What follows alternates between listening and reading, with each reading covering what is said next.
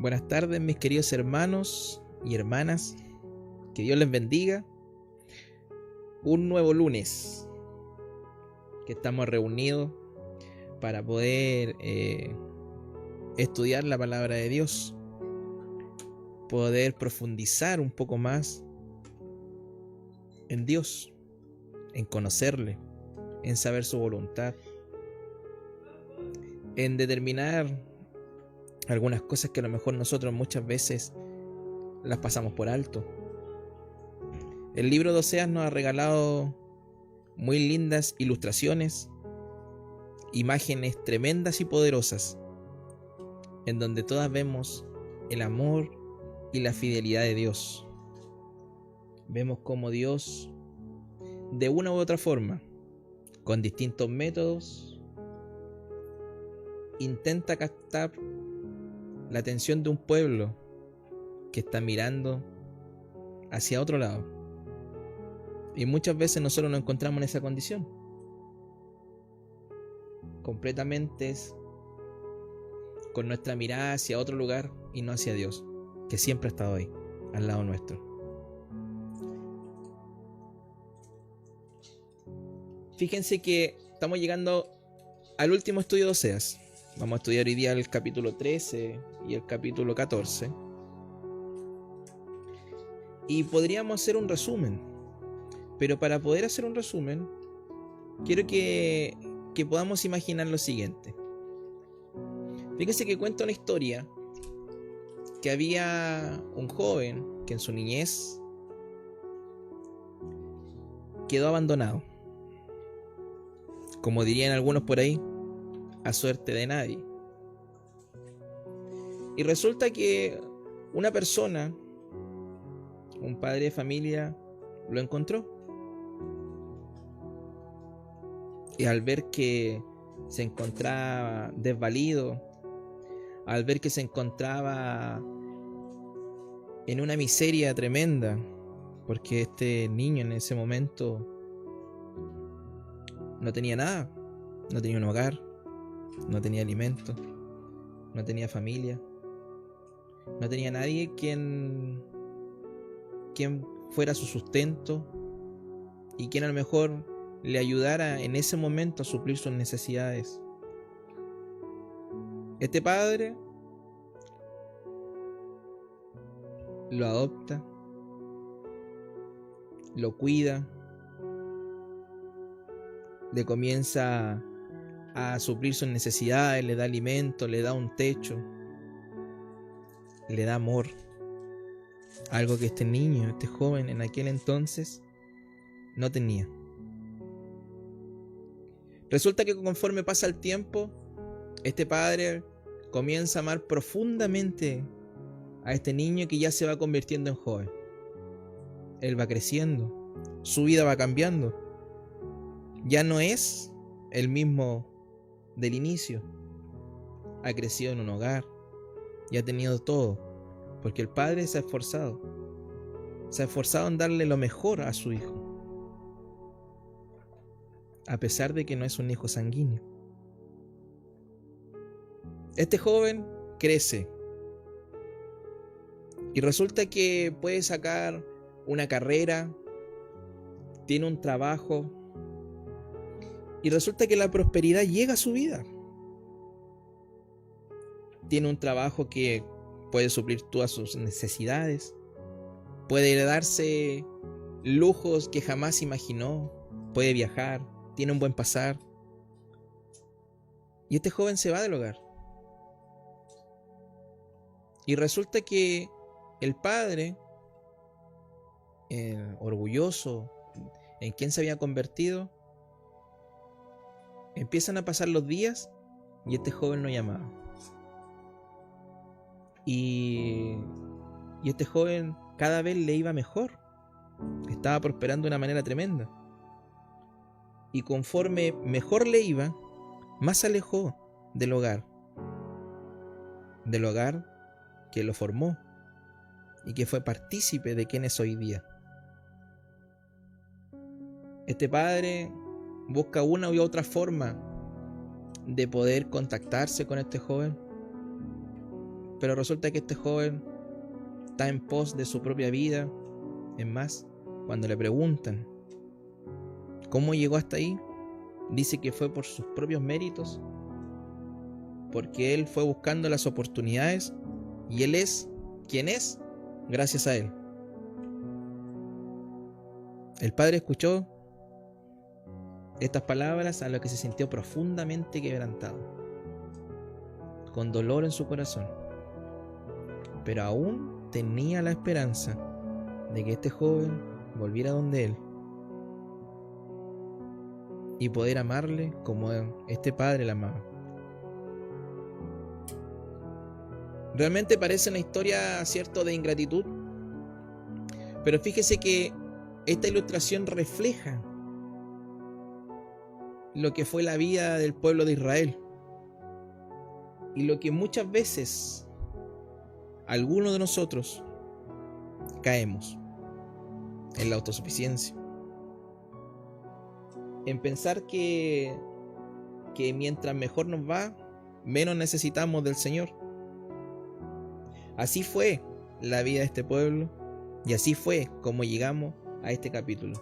Así que con esta ilustración vamos a orar, mis queridos hermanos, para dar inicio al estudio del día de hoy. Le invito a que me pueda acompañar en oración donde está. Padre nuestro que estás en los cielos, Dios amado, vamos delante de tu presencia, Dios. Agradecemos, Señor, tu amor. Agradecemos, Señor, que hoy día hemos tenido un día más de vida, Señor, porque tus misericordias se extendió hacia nosotros. Nos has cuidado, Señor. Nos has protegido, Padre Celestial. Has estado en todo momento, Señor. Te hemos visto en las bendiciones y en las dificultades, porque aún en esos momentos, Señor, tu protección, tu paz se extiende hacia nosotros, Dios. Padre Celestial, que tu Espíritu Santo en este momento nos guíe. Padre amado, que nuestros corazones puedan estar abiertos, Señor, y atentos a poder, Señor, escuchar tu voz y lo que tú tienes para nosotros en esta noche. Me dispongo en tus manos y dejamos todo en el nombre de Jesús. Amén.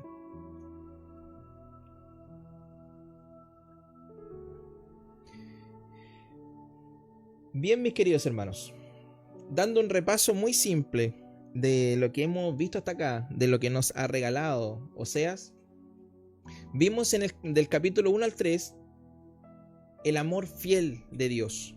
Nos regaló una ilustración de un matrimonio en donde la mujer infiel, cierto, que va detrás de sus amantes, este hombre la ama profundamente y quiere restaurarla por sobre todas las cosas. Es un relato impactante entre el perdón y la redención. Eso fue lo que vimos en el primer estudio. Luego, en el capítulo del 4 al 6, vimos la acusación de Dios contra el pueblo. ¿Por qué? Porque vimos un pueblo que estaba en la corrupción moral y espiritual. Vimos, por ejemplo, que los sacerdotes no cumplían la tarea de entregar el mensaje de manera correcta. La idolatría se había vuelto ya algo muy común y generalizado dentro del pueblo. Recordemos que cuando hablábamos en este punto veíamos que Dios pasaba simplemente a ser, si lo colocáramos dentro de un estante, estaba al lado de otro. Así lo tenía, así miraba Israel a Dios en aquel entonces. Y eso era lo que Dios le estaba condenando. ¿Por qué? Porque el pueblo estaba falto de conocimiento. E incluso, cuando leímos los capítulos, Dios les decía: ustedes rechazaron el conocimiento. Y era algo que, no podía entender, no podía comprender. Y el pueblo estaba completamente cegado en su visión. Luego vimos del capítulo 7 al 10, la necedad del pecado y la falsa confianza. ¿Por qué?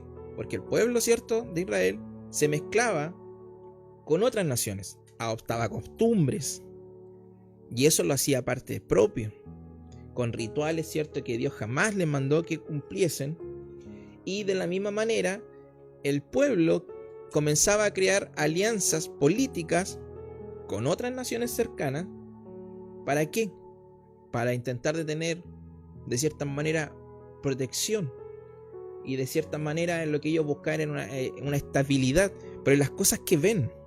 El pueblo estaba buscando lo tangible, lo que tenían cercano a su mano. Estaban completamente equivocados. Ahí vimos la expresión, ¿cierto?, de que dice que son como un pan no volteado, que se quemaba por un lado, pero quedaba crudo por el otro.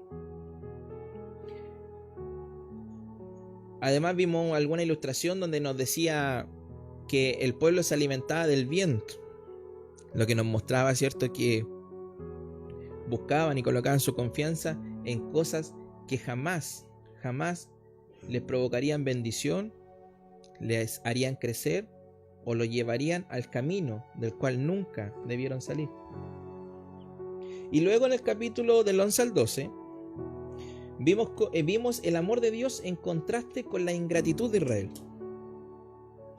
Ahí Dios nos recuerda su tierno cuidado, porque recordemos que Dios le dice al pueblo: ustedes fueron como un niño, al cual yo les enseñé a caminar, al cual yo los fui cuidando durante su crecimiento, al cual podían tomar mi mano cuando tenían miedo, podían sentir mis caricias cuando estaban durmiendo en mi pecho. Una relación cercana, íntima, de cómo Dios miraba a su pueblo. En medio del juicio, en medio de todo lo que se le vendría a este pueblo, recordemos que el juicio de Dios era tan sencillo como retraer su protección. El pueblo iba a sufrir las consecuencias de ir detrás de aquellos ídolos que Dios no les puso en el camino. Y es así como llegamos a este último estudio. En resumen, vimos a un Dios fiel, paciente y amoroso, a un Israel que ha sido infiel, a un corazón, al corazón de Dios que se duele de la desobediencia de su pueblo amado y el juicio que se acerca. Pero aún en medio de los anuncios de juicio, vemos de que Dios comparte siempre una esperanza para aquel remanente que por sobre todas las cosas le sigue siendo fiel y le quiere amar. Mis hermanos, les invito a que me acompañen a la lectura. Vamos a comenzar desde el capítulo 13, del versículo 1. Dice así: cuando Efraín hablaba, la gente temía. Él tenía la preeminencia sobre Israel, pero rindió culto a Baal y por ese pecado murió. Fíjense la posición que tenía este pueblo. Efraín, como se nombra en este libro. Mis queridos hermanos, era una tribu que sobresalía de las demás. Tenía un puesto de privilegio. Había tenido prosperidad. Había crecido. Había vivido una experiencia tremenda desde que salió del cautiverio. Pero ¿qué pasó? Fue tras sus ídolos. Oseas, en este libro, nos regala un llamado constante a examinar nuestros corazones, a ver qué es lo que hay en nuestras vidas. Si nosotros realmente estamos amando a Dios con el corazón, si realmente en nuestro corazón Dios tiene el lugar que le corresponde. Porque recordemos que Dios en los capítulos anteriores nos hace el llamado de que Él no quiere religiosidad vacía. Porque esto no se trata de cuántas cosas podemos hacer dentro de la iglesia, sino de cuánto le amamos a Dios. Porque veíamos anteriormente que podríamos participar de todo el programa completito que tiene la iglesia, pero si en mi corazón hay otros ídolos de este tiempo, nada de eso le otorgará salvación. Nada de eso hará que su relación con Dios se crezca, se construya de una manera relacional, íntima, como quiere el Señor. Recordemos que algunos ídolos con los que nosotros luchamos en este tiempo pueden ser el materialismo, las redes sociales, muchos quieren fama, el dinero, la competencia, van todos relacionados en ese tipo. Y aún más, corrientes ideológicas, pensamientos filosóficos, otras religiones, que lo único que hacen es desviar la atención, es desviar la mirada del Dios Todopoderoso.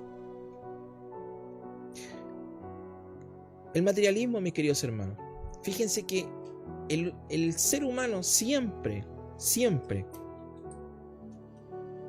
ha buscado justamente el sentirse autosuficiente, el colocar su confianza en lo que uno ve.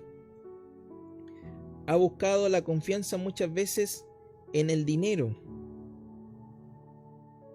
y perdemos la confianza en nuestro Dios, que Él nos dice que estará con nosotros todos los días mientras exista vida. ¿Para qué? Para luego un día verle y estar con Él en la eternidad. Entonces, el pueblo se equivoca al rendir culto a Baal. ¿Por qué? Fíjense, vamos a seguir leyendo el versículo 2. Dice: sin embargo, siguen pecando, pues se fabrican según su ingenio imágenes de fundición e ídolos de plata, que no son más que obras de artesanos de ellos. Se dice, ofrecen sacrificios humanos y besan ídolos en forma de becerro.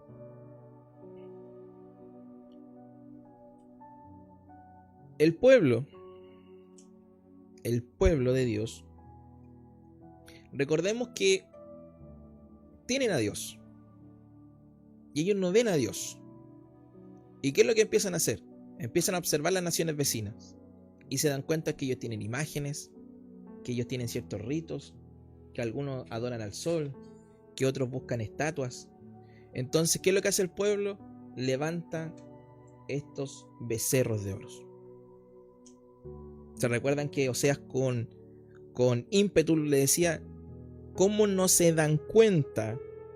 ¿Cómo no se dan cuenta que lo que están adorando fue fabricado por hombres? Y que nada de eso les traerá prosperidad, les traerá bendición, les traerá paz, les traerá salvación. Y es lo mismo que sucede acá. Y acá incluso nos regala otra imagen que dice que además uno de las partes de los rituales en los cuales había que adorar a este becerro no era solamente con ir y a lo mejor tocarlo, sino que además había que besarlo. Una imagen completamente contraria a lo que Dios le pedía al pueblo. Entonces, en esta situación está el pueblo, ya completamente desvirtuado de realmente comprender cuál es el lugar de Dios en sus vidas. Versículo 3. Por eso serán como nube matutina, como rocío que temprano se evapora, como paja que se lleva el viento, como humo que se escapa de la chimenea. Recordemos que hasta acá el pueblo venía también teniendo una prosperidad económica como nación. Pero dentro de ellos también había injusticia. ¿Por qué? Porque las riquezas las tenían unos pocos, pero sin embargo los más pobres seguían sufriendo desigualdades sociales, económicas. El pueblo dentro de ellos mismos habían negocios fraudulentos. Y qué triste imagen que un pueblo guiado por Dios esté en una condición a la cual Dios nunca los quiso llevar.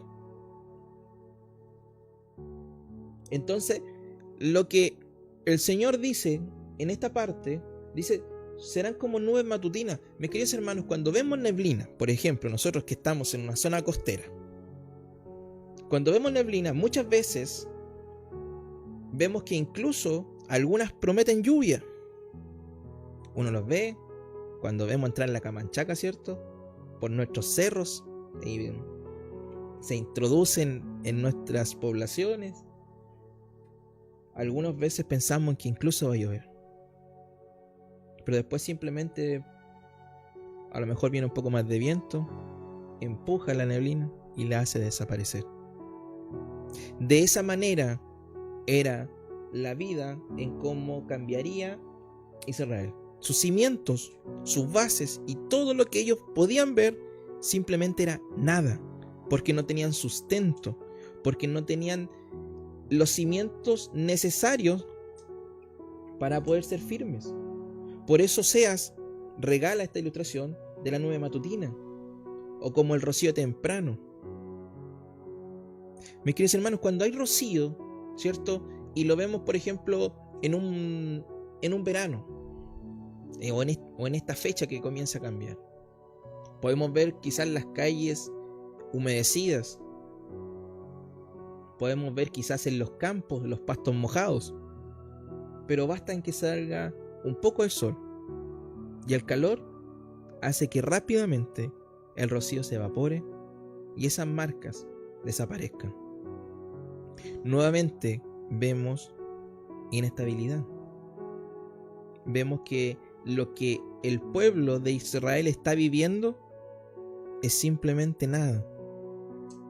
Desaparecerá tan rápido como desaparece el rocío a los rayos del sol.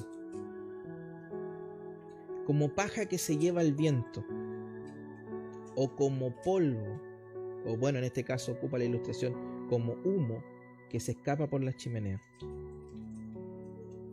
Así de sencillo es pensar en algo, pensar que la prosperidad que estaban viviendo iba a ser el sustento del reinado, iba a ser el sustento de sus vidas. El no examinarnos, el no ver dónde estamos pisando, el no analizar si estamos cumpliendo los propósitos del Señor,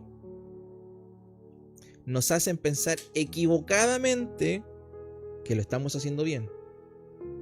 Pero tarde o temprano nos daremos cuenta que estábamos en el camino equivocado, porque todo desaparece. Versículo 4.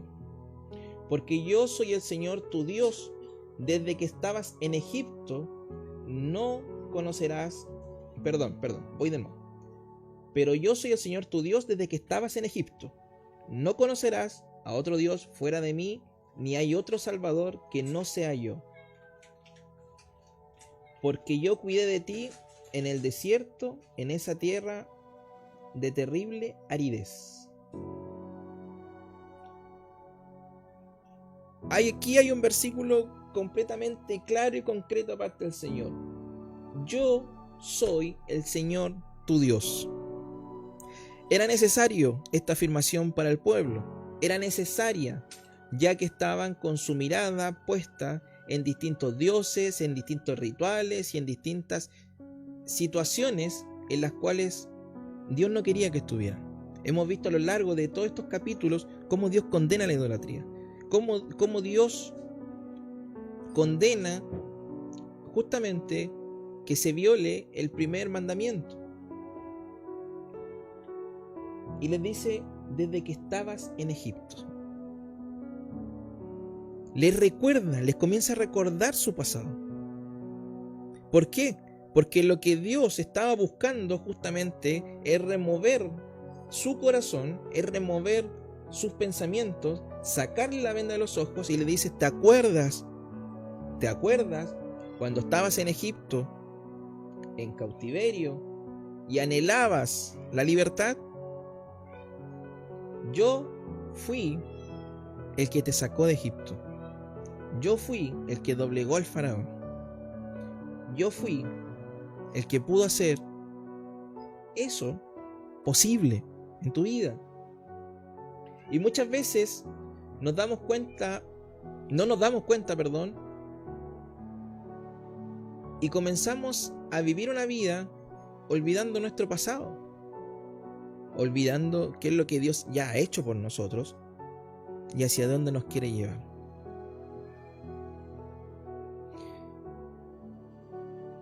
Leí una afirmación que me gustó demasiado, pero se las voy a decir a continuación.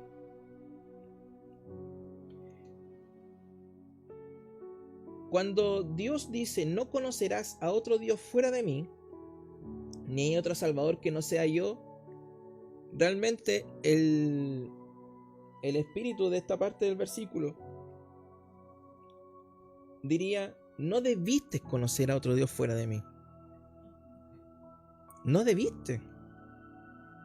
Yo soy el que te amé. Yo soy el que te cuidó.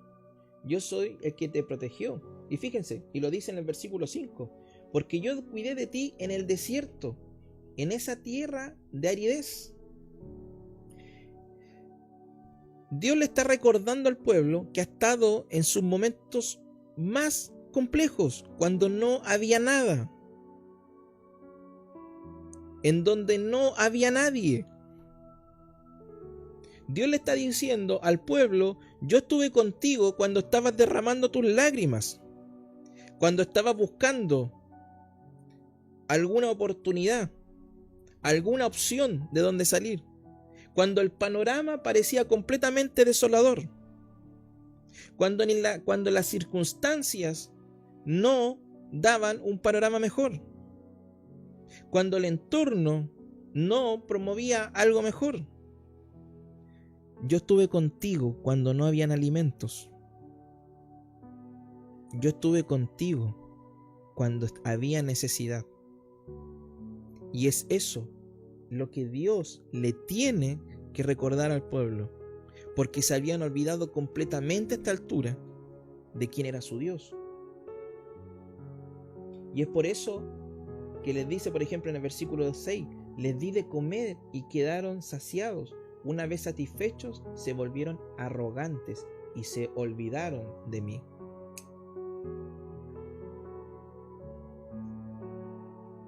Alimentos donde no los habían. Cuando el pueblo pedía carne, le envió codornices. Hizo salir agua de la roca más dura. Adicional a eso, volviendo un poco hacia atrás, habían visto la providencia de Dios. Dios les había no solamente sustentado, sino que les había cuidado. Habían visto hazañas tremendas, como abrirse el mar para derrotar al ejército del faraón. Y así hacia adelante, Dios les dio una tierra prometida. Y Él había estado en todos momentos con eso.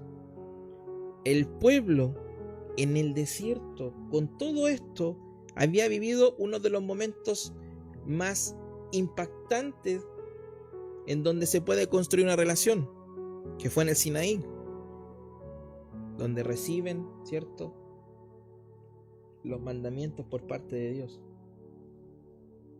Pero ¿qué pasó? Que tal como el joven de la primera ilustración, cuando comenzamos, cuando ya se empiezan a acabar las necesidades y comienzan a llegar la bendición, se comenzaron a olvidar de Dios. Qué increíble, ¿eh? Porque ¿quién haría pensar que desde el inicio de los tiempos y desde este relato que estamos viendo hoy, se mantienen algunas mismas conductas en el presente? Que cuando hay necesidades, clamamos con el corazón, clamamos con fe y buscamos a Dios de manera desesperada, y cuando Dios nos responde y comienza a bendecir, cada vez comienza a entrar a nuestra vida la autosuficiencia, comienza a entrar a nuestra vida quizás la arrogancia, comienza a entrar a nuestras vidas el pensar que todo ha sido producto de nuestros méritos y nos comenzamos a olvidar de Dios. Llega la bendición y dejamos de buscar a Dios. Llega la bendición y no tenemos tiempo para orar a Dios.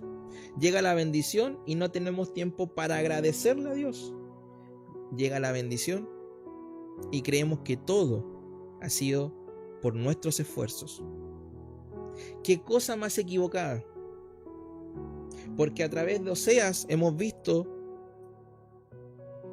por ejemplo, la ilustración del marido con la mujer, que finalmente era el marido que le daba lo necesario para que los amantes se lo pasaran a su mujer, y ella pensaba que eran los amantes quienes la sustentaban, y siempre fue el marido.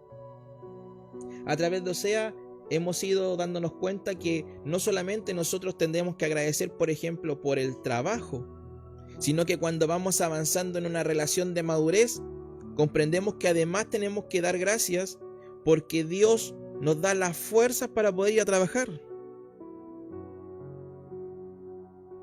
Muchas veces no nos hemos preguntado, mis queridos hermanos, o no hemos soñado en decir, por ejemplo, pucha, si yo tuviera una bendición, si yo tuviera esta cantidad X de dinero, haría esto, esto aquí, esto acá. Pero ¿se da cuenta el peligro que hay detrás de eso? ¿O por qué muchas veces Dios tiene que limitar incluso la propia bendición que Él quiere entregar? Porque el ser humano siempre tiende a esto. Siempre tiende a la autosuficiencia. Siempre tiende a pensar de que no necesita de Dios. Y ahí es ahí donde hay un peligro. Es ahí es donde nosotros debemos estar en oración, humilde, en relación con Dios. Porque así le pasó a este pueblo. Llega a ser paradójico que el pueblo que en algún momento fue esclavo y anhelaba la libertad, sale en libertad, llega a una tierra prometida, llega a la prosperidad y comete injusticia con los suyos. Qué paradójica que es la historia. ¿Y Dios qué dice sobre esto? Del versículo 7 en adelante. Por eso yo seré para ellos como un león, los acecharé junto al camino como un leopardo, los atacaré y desgarraré su pecho, como a una osa a quien le quitan a sus cachorros. Los devoraré como un león, los despedazaré como fiera del campo. Voy a destruirte, Israel, porque estás contra quien te ayuda. Dios está emitiendo un juicio por su actitud, por su desobediencia, por su infidelidad del pueblo. Y les hace la siguiente pregunta. Versículo 10. ¿Dónde está tu rey? ¿Dónde está tu rey? Resulta que el pueblo, si se recuerda lo que hemos venido leyendo, no quería más la dirección de Dios simplemente. Y al ver que las naciones vecinas tenían un rey, ellos también querían un rey. Dios les dio rey. Y en esta ocasión, donde se viene un juicio, donde está todo muy revolucionado, porque recordemos que estamos en la última parte ya de la historia de este pueblo, en donde está pronto ya a ser atacado por Asiria. ¿Dónde está tu rey? Con esta afirmación simplemente nos muestra que aunque nosotros coloquemos nuestra confianza y nuestra convicción en que las personas o un poder político en este caso nos puede solucionar las cosas, estamos en el camino equivocado. Porque acá el pueblo tenía rey y no podía hacer nada. Mis queridos hermanos, en este tiempo también debemos entender que no será un presidente, no será la política, no será un líder de cualquier cosa que nosotros tengamos adelante quien pueda solucionar nuestras cosas. Nada más equivocado que no comprender que el sustento sigue siendo Dios.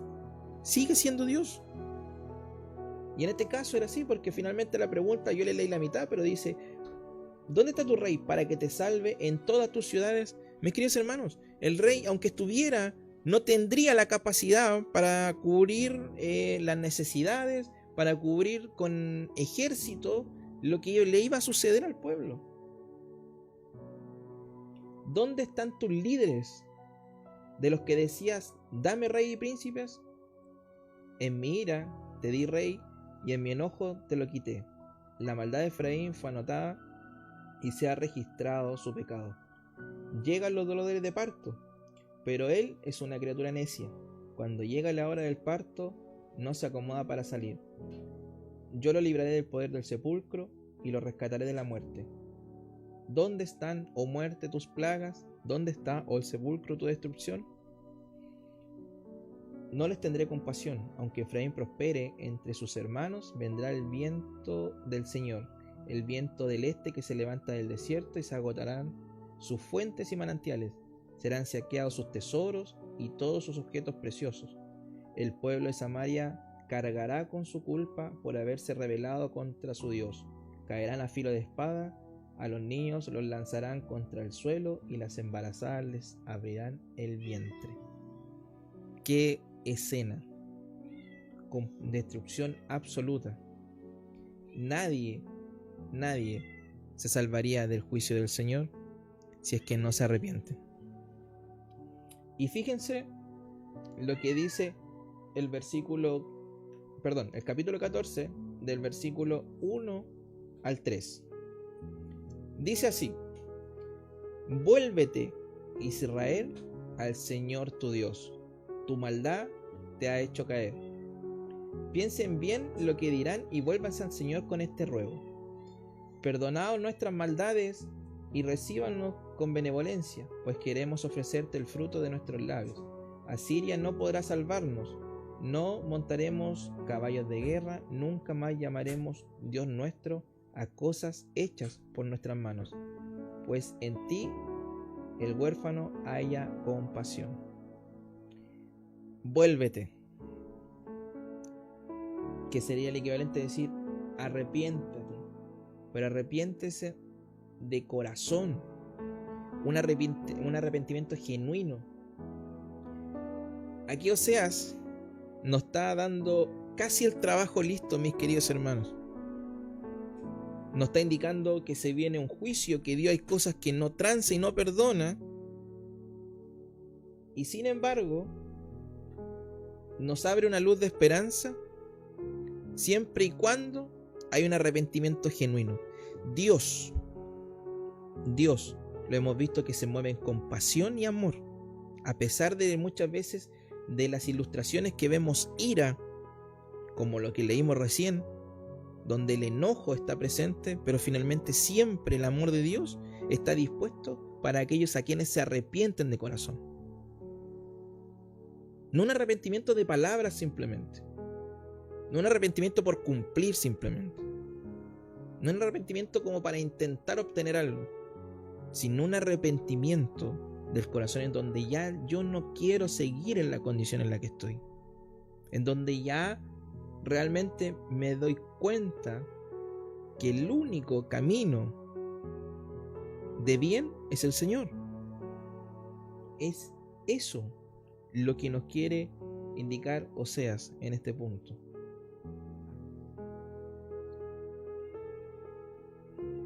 Y la respuesta de Dios, desde el versículo 4 en adelante: yo sanaré su rebeldía y los amaré de pura gracia, porque mi ira contra ellos se ha calmado. Yo seré para Israel como el rocío y lo haré florecer como lirio. Hundirá sus raíces como cedro del Líbano. Fíjense que buscaba justamente el cedro en esta localidad. Y el cedro,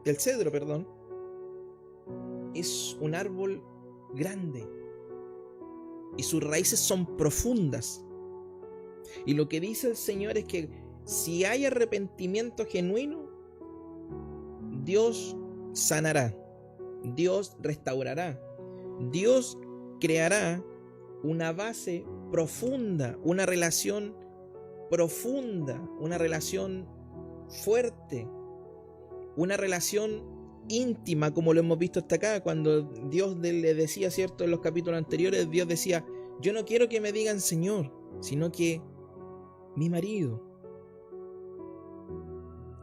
De parte de Dios siempre ha estado la fidelidad, ha estado el amor y el querer relacionarse de una manera más en detalle, una relación genuina. Y en este caso, Dios promete restaurar al pueblo, restaurar a aquellos que se arrepienten de corazón, graficando a través de estas raíces la relación profunda. Porque luego vendría el viento, vendría la tempestad, vendrían los momentos complejos, complicados, situaciones difíciles y bendiciones, y nada movería esa relación con Dios. Esa es la manera en que Dios quiere trabajar en su vida, en mi vida y en la vida de todos aquellos que se arrepientan de sus pecados y amen al Señor con todo su corazón. Sus vástagos crecerán, tendrán el esplendor del olivo y la fragancia del cedro del Líbano, y volverán a habitar bajo su sombra, y crecerán como el trigo. Echarán renuevos como la vid, y serán tan famosos como el vino del Líbano. Efraín, ¿qué tengo que ver con los ídolos? Soy yo quien te responde y cuida de ti. Soy como el ciprés siempre verde, tu fruto procede de mí. ¿Quién es sabio? El que entiende estas cosas. ¿Quién tiene discernimiento? El que las comprende. Ciertamente son rectos los caminos del Señor. En ellos caminan los justos, mientras que allí tropiezan los rebeldes. Amados hermanos,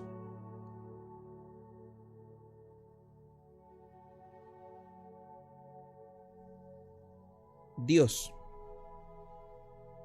no ha cambiado su corazón. La fidelidad de Dios no ha cambiado. Es la misma del ayer, es la de hoy y será la de mañana. Porque Dios no es hombre para fallarnos, ni para mentir. Dios se mantiene fiel a sus promesas y a su palabra. Y el corazón de Dios sigue latiendo por ti y por mí. Hoy Dios a lo mejor nos quiere hacer recordar nuestros días difíciles, cuando muchas veces lo buscamos con sinceridad en aquellos procesos, en aquellos dolores, a quienes hemos tenido que vivir alguna u otra circunstancia de esa característica. Sabemos lo que significa buscar a Dios con el gemido del corazón. Y si con el tiempo hemos cambiado, Dios no ha dejado de amarte. Y hoy nos llama a la reflexión. Hoy Dios no nos habla para acusarnos. Hoy Dios nos habla para decirnos: vuelve a casa. Dios nos llama a que examinemos nuestros corazones, en que examinemos en qué camino estamos, cuánto hemos avanzado.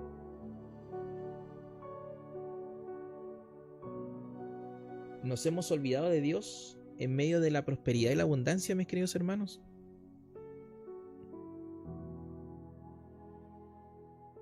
¿Hemos cambiado nuestra dependencia de Dios por nuestra autosuficiencia? ¿De qué estamos llenando nuestro corazón? ¿Será que en nuestras vidas a lo mejor tenemos ídolos y no nos hemos dado cuenta, como lo hemos venido estudiando hasta acá? ¿Será que seguimos confiando en lo que nuestros ojos ven, en las personas, en las circunstancias? ¿Será que algunos ídolos de este tiempo contemporáneo son los que gobiernan nuestra vida como redes sociales, el amor por una persona. No está mal amar, pero cuando cambiamos a Dios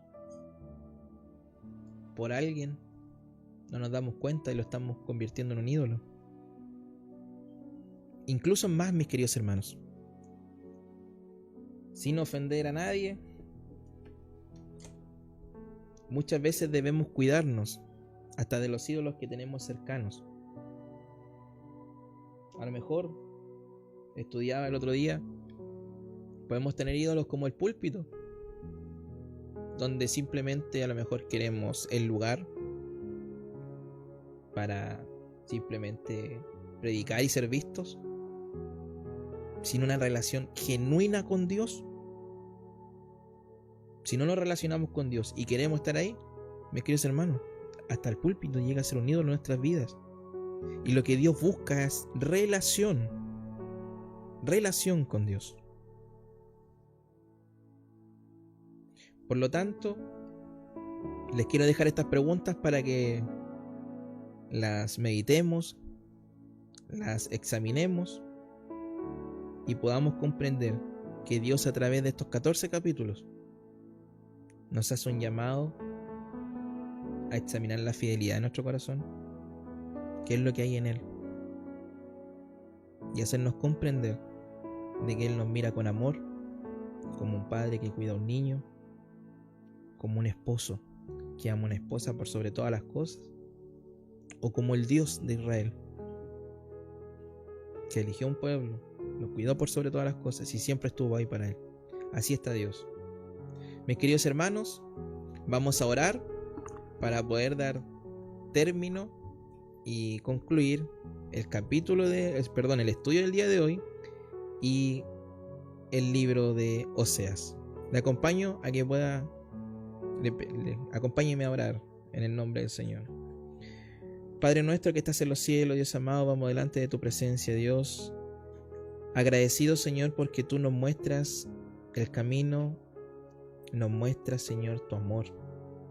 Dios amado, si hay algo que ha sido tremendo en este libro, es ver con tus ojos, Dios. Ver cómo tú nos miras en este tiempo, Señor. Con una mirada tierna, con una mirada de amor. Dejándonos en claro cuáles son las cosas que debemos sacar de nuestras vidas. Aquellas cosas que nos van a llevar a un camino de perdición. Nos muestras el camino si seguimos detrás de nuestros placeres, nuestros deleites y nuestra propia voluntad, Señor. Pero también nos muestras, Dios, que tú estás con los brazos abiertos para cuidarnos, abrazarnos, amarnos de una manera paternal, de una manera tierna, Dios, de una manera la cual muchas veces no encontraremos por donde queramos buscar. Gracias, Dios. Gracias por ser nuestro Dios y por habernos regalado esta mirada de tu palabra, Dios. Dejamos todo en el nombre de Jesús. Amén.